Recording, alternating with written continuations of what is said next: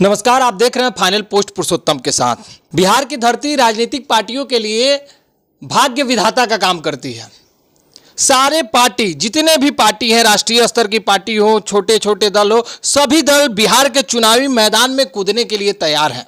इसी बीच एक बड़ी खबर है, और बड़ी खबर यह है, बिहार में अजीत पवार एनसीपी गुट के कार्यालय का उद्घाटन हुआ है। वहां मौके पर हमारे रिटर्निंग चीफ ज्ञानेश्वर गौतम जी भी मौजूद थे। आइए इन्हीं से जानते हैं आने वाले समय में बिहार के राजनीति में, बिहार में एनसीपी अजीत पवार गुट का क्या रोल होगा। स्वागत है सर आपका।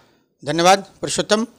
बिहार में अब चुनाव होने वाले हैं और सभी दल एक्टिव मोड में नजर आ रहे हैं। इसी बीच बड़ी खबर जो है कि अजीत पवार गुट भी बिहार चुनाव लड़ने जा रही है। पार्टी कार्यालय का उद्घाटन हुआ है। क्या लगता है, क्या गुल खिल रहा है, किसके साथ जाएंगे, क्या होगा, तमाम चीजों के बारे में बताइए।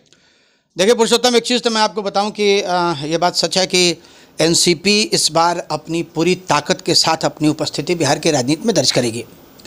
और अभी अटल पथ पे शानदार 4 मंजिले का ऑफिस जो है, वार रूम इसको आप कहिए, उसकी तैयारी मैंने देखी। कार्यालय का उद्घाटन बृजमोहन श्रीवास्तव जी, जो कि मुख्य प्रवक्ता हैं राष्ट्रवादी कांग्रेस पार्टी के अजीत पवार गुट के, वो आए थे और उन्होंने बाकायदा कार्यालय का उद्घाटन किया। और वहाँ प्रेस से उन्होंने बातचीत की, और प्रेस से बातचीत के क्रम में जो बातें उन्होंने कही उसमें उन्होंने स्पष्ट तौर पे ये संकेत दिए कि हम तो गठबंधन का हिस्सा हैं, एनडीए गठबंधन का हिस्सा हम हैं, और एनडीए गठबंधन अगर हमको उचित भागीदारी नहीं देगी तो वैसी स्थिति में अतिशयोक्ति नहीं है कि हम आगामी विधानसभा चुनाव बिहार का जो हो रहा है उसमें सारे सीटों पे चुनाव लड़ें। मतलब अकेले। तो एक चीज बताइए कि अजीत पवार की जो एनसीपी है उसे बिहार में चुनाव लड़ने की क्यों आन पड़ी है? देखिए, सबसे बड़ी बात यह है कि जो भी क्षेत्रीय दल हैं, उन सारे क्षेत्रीय दल अपने आप को राष्ट्रीय दल बनाने की मुहिम में लगे हुए हैं।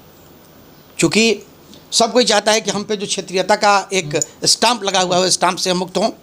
और इसके लिए आपको बता दें कि इसके लिए कम से कम 4 विधायक हर राज्य में उनके होने चाहिए, या फिर 6% मत उनके पास होना चाहिए। तो उसकी तैयारी में एनसीपी लगा है। हालांकि आपको बता दें कि एनसीपी के 3 विधायक अभी अरुणाचल प्रदेश में हैं, 7 विधायक उसके नागालैंड में हैं। नॉर्थ ईस्ट में भी उसकी अच्छी तैयारी है। कुछ विधायक उसके थे, लेकिन विगत चुनाव में उनकी स्थिति, वो चुनाव नहीं जीत पाए। बिहार के चुनाव में भी इस बार मतलब कम से कम 20 सीटों पे पूरी ताकत के साथ एनसीपी लड़ेगी, ऐसा प्रतीत हो रहा है, ऐसा महसूस हो रहा है। ये जो 20 सीटें की आप बात करें तो इससे एनडीए को फायदा होगा या नुकसान होगा, ये भी एक बहुत बड़ा प्रश्न है। देखिए, एनडीए अभी तो कैंडिडेट के ऊपर डिपेंड करता है कि जहाँ पे जो कैंडिडेट रहेंगे वो कैंडिडेट किसको नुकसान पहुँचा रहे हैं। लेकिन सीधे तौर पे अगर आप देखें तो चूंकि एनसीपी भी गठबंधन का हिस्सा है, एनडीए गठबंधन का हिस्सा है, और एनसीपी के पास स्पष्ट लॉजिक इस चीज़ का है कि जब आपने दिल्ली में और झारखंड में चिराग पासवान, मांझी और जनता दल यूनाइटेड जैसे लोगों को सीट दी है ना, तो बिहार के चुनाव में हमको सीट आप क्यों नहीं देंगे? तो हमको भी हमारी भागीदारी भी तय होनी चाहिए, हमको भी आप सीट दीजिए, है ना।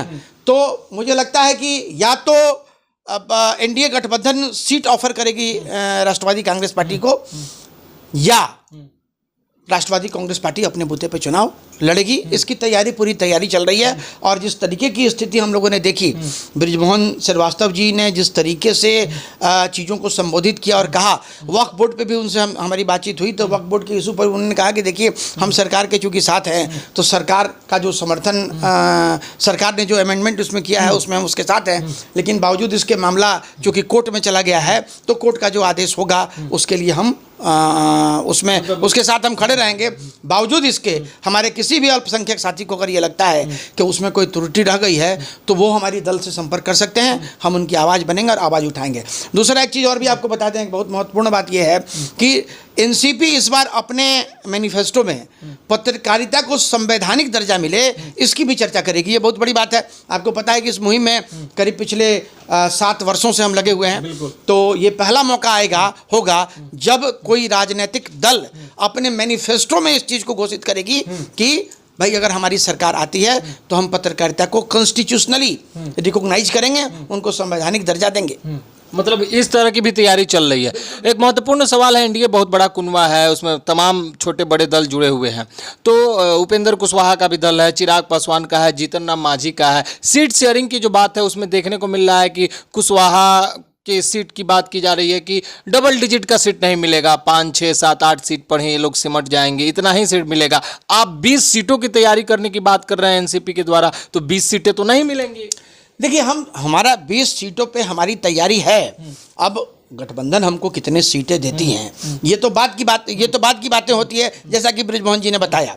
अब ये तो पार्टी का जो नेतृत्व है वो नेतृत्व तय करेगा, लेकिन मुझे लगता है कि एनसीपी भी पूरी मजबूती के साथ बिहार में चुनाव लड़ेगी और कम से कम 4 से 5 विधायक वो जिता के सदन में ले जाएगी। इसकी भी तैयारी है। मतलब पूरा वार रूम तैयार है, पूरा का पूरा वार रूम तैयार है, सोशल मीडिया का सेल पूरा तैयार है ना। और सोशल मीडिया से लेकर social media, electronic media, YouTube, जो यूट्यूबर्स हमारे साथी हैं वो, प्रेस, तमाम तरह की आपको प्रेस का कुनबा तो आप मतलब एनसीपी के साथ रहेगा ही, क्योंकि पत्रकारों को संवैधानिक दर्जे दिलाने की बात है। बिल्कुल रहना चाहिए, साथ देना चाहिए, इसलिए कि पहली बार एनसीपी के राष्ट्रीय प्रवक्ता ने इस चीज़ को स्वीकार किया कि हम पत्रकारों के दर्द को समझते हैं, उनको कॉन्स्टिट्यूशनली हम रिकॉग्नाइज भी करेंगे। और 60 वर्ष की आयु जब किसी पत्रकार की होगी, रिकॉग्नाइज पत्रकार को, तो उनको 20,000 रुपये का पेंशन, और अगर उनकी और 20,000 के साथ साथ हर साल उनको कुछ न कुछ बढ़ा के दिया जाएगा। और अभी के तारीख में भी जो कोई 70 वर्ष का अगर व्यक्ति है तो उसको 25,000 रुपये की पेंशन की राशि सरकार अपनी तरफ से मुहैया कराएगी। तो ये तो बहुत बड़ी बात हो गई। अब ये बताइए कि एनसीपी चुनाव लड़ने जा रही है बिहार में, और बहुत सारे दल तैयारी में है। प्रशांत किशोर का दल है, पुष्पम प्रिया चौधरी का दल है, शिवदीप लांडे आजकल में प्रेस कॉन्फ्रेंस करने वाले हैं, राजनीतिक मुद्दों पे बात करने वाले हैं। हो सकता है कि उनका भी दल एक तैयार हो जाए और वो भी चुनावी मैदान में कूद पड़ेंगे। तो इस बीच एनसीपी का आना, तो इससे जदयू को क्या फायदा और क्या नुकसान होगा, एनडीए गठबंधन को क्या फायदा क्या नुकसान होगा? एनडीए का जो सपना है नीतीश कुमार का चेहरा को लेकर के आगे बढ़ना, तो कितना फायदा कितना नुकसान होने जा? देखिए, फायदा नुकसान की बात है, हर राजनीतिक दल अपने अपने हिसाब से चुनाव लड़ेगी, एनसीपी भी अपने हिसाब से चुनाव लड़ेगी। जैसा कि बृजमोहन श्रीवास्तव जी ने बताया, उनका जो टारगेट है वो टारगेट ये है कि जिन सीटों पे मार्जिन 3 से 4 हज़ार वोटों का रहा है, वहाँ पे हम ज़्यादा फोकस करेंगे। अच्छा, किस दल कोई भी हो, जनता दल यूनाइटेड हो, हालांकि जनता दल यूनाइटेड को ज़्यादा नुकसान होगा, है ना। आज हमने गणादेश में एक आर्टिकल भी है, मैं आपको आर्टिकल अभी मैं आपको दिखाता हूँ। ये गणादेश में एक आर्टिकल भी छपी है कि कहीं डार्क हॉर्स न साबित हो जाए एनसीपी जनता दल यूनाइटेड के लिए। तो राजनीति है, राजनीति में हर किसी का अपना अपना सपना होता है, अपने अपने तौर तरीके होते हैं लड़ने के। तो राजनीति में जो तरीका एनसीपी अपनाएगी, वो एनसीपी अपने तरीके से चुनाव लड़ेगी, जनसुराज अपने तरीके से चुनाव लड़ेगी, कांग्रेस अपने तरीके से चुनाव लड़ेगी, पुष्पम प्रिया चौधरी अपने तरीके से चुनाव लड़ेगी। बिहार में जो बार बार ये बात की जा रही है कि 20 सालों से वही मतलब सिस्टम, वही सत्ता चल रहा है, तो अब की बार क्या लगता है कि कुछ बदलाव होने की संभावना दिख रही है, कुछ नया होने, कुछ यूथ का आगे आने, मतलब कुछ हो सकता है? देखिए पुरुषोत्तम, एक चीज़ मैं आपको बता दूं कि आज की तारीख में अगर आज चुनाव हो जाए, तो आज चुनाव हो जाए तो भी हम ये महसूस करते हैं कि एनडीए मजबूत स्थिति में रहेगी, है ना। एनडीए हो या एनडीए के घटक दल हो, मजबूत स्थिति में रहेगी। क्योंकि आप देख लीजिए, कांग्रेस ने अपनी पूरी तैयारी कर रखी है, कांग्रेस ने अपनी कमान दे दी कन्हैया कुमार को। कन्हैया कुमार के नेतृत्व में अब कांग्रेस चुनाव लड़ने की तैयारी कर रही है। आरजेडी को उससे नुकसान हो सकता है, मुस्लिम वोटों में डिवीजन होगा।